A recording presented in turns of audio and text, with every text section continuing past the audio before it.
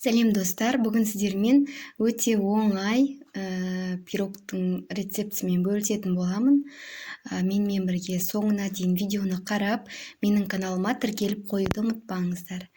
Мінекей осындай жұмсақ болып шығады.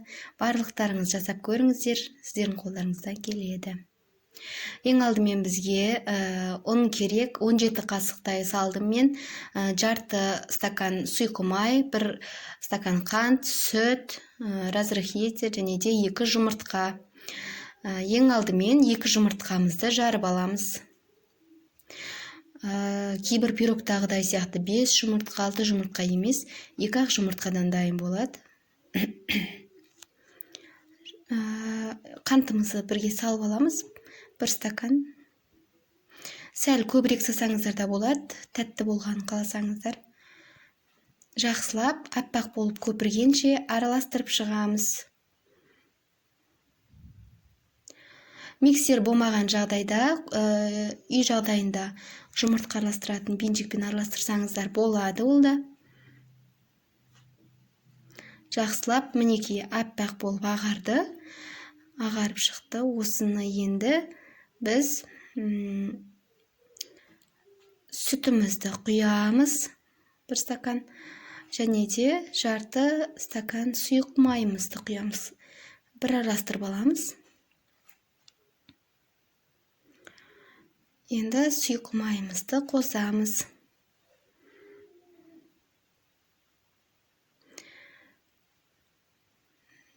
Жақсылап араластырамыз.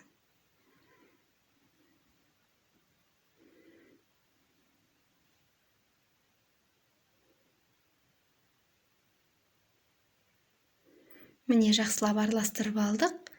Енді ұнымызды салып бастаймыз. Мен тура толтырып 17 қасық қостым. Солай тура шықты. Сіздер де дәл солай жасаңыздар.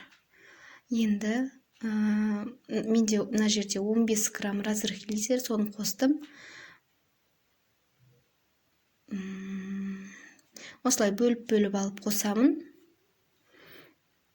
Және жартысын қосам. Осылай бөліп қоссаңыздар, жақсы араласады. Мінекей осындай масса шығу керек. Қатты қою емес, қатты сұйықта емес.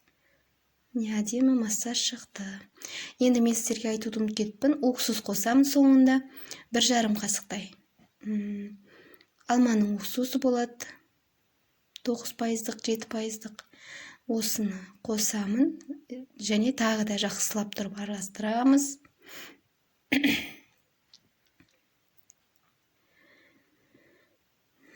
Міне, жақсылап араластырып алдық. Бенжегімізді жақсылап нетіп, қамырын алып. Міне, сұйықтық осылай болу керек. Енді дабамызды дайындап, құятын боламыз. Міне мен осындай кольцоға салдым.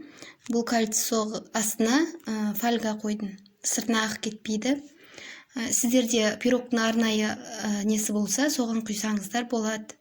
Мына духовканың дабасына тым үлкендеу болып кетеді. Мен жан-жағына май жаққан жоқпын, өйткені кольцоға жабыспайды. Менде, егер сіздерде жабысатын болса, жан-жағы майласаңыздар болады. Осты барлығын құйып, осылай құйып алдық. Енді қызып тұрған пешімізге салып алдық. Енді мен сироп жасаймын. Жарты стакан суға 4-5 қасық қант саламында, жақсылап астын басып, лимон суын қосып жіберем кішкене. Болмаса, ол маңызды емес. Лимон үйде болмаса, маңызды емес. Сөйтіп жай отта 10-15 минуттай нетіп аламын. Міне мен пирогым 20 минутта, 25 минутта дайын болды. Енді орталарын осындай шпатнемен, зубочисткамен мен үстіп тесіп шықтым. Енді жаңағы дайындаған сиропымызды құямыз. пирогымыз шыққаннан кейін бірден сиропты құя берсеңіздер болады. Сироп болмаса, сиропсыз да болады. Өте жұмсақ іші, әдемі болып шығады. Міне біздің пирогымыз. Енді алып көрсетейін. Мінекей, өте жұмсақ. Қазір бұның астында фольга болғандықтан қазір дұрыс алынбай қалды. Фольганы толықтай алып тастау керек. Мен суысын деп алмаған едім. Мінекей, қазір ыстық болып тұр, бірақ өте жұмсақ. Үйге, шайға және қонақтарға да жасасаңыздар, өте дәмді болады. Міне осылай жұмсақ болып шығады.